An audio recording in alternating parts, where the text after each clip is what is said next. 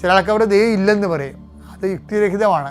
കാണാത്ത ഒരു വിഷയത്തെ ഇല്ലെന്ന് പറയാൻ പറ്റത്തില്ല. അതിനകത്ത് യുക്തിരഹിതയില്ലേ? അവർ കാണുന്നില്ല എന്ന് വേണേൽ പറയാം. അതെ, ഇല്ലെന്ന് പറയുകയാണെങ്കിൽ എങ്ങനെയാണ്? അത് തമ്മിൽ ഒക്കണില്ലല്ലോ. അപ്പോൾ ഇങ്ങനെയുള്ള സിറ്റുവേഷൻസ് വരുമ്പോൾ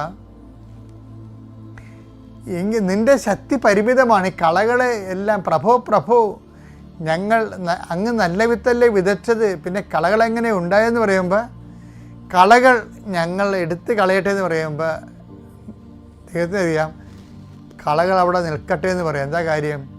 എടുത്ത് കളയാനുള്ള ശക്തി നിനക്കില്ല, മാനുഷികമായിട്ടില്ല.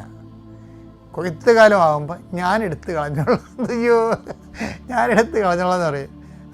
എടുത്ത് കളയാൻ ശക്തി നിനക്കില്ല. എങ്കിൽ എന്ത് ചെയ്യും? നിനക്ക് കളകളെ പറിച്ച് കളയാൻ ആഗ്രഹമുണ്ട്, പക്ഷെ കളയാനുള്ള ശക്തി നിനക്കില്ല.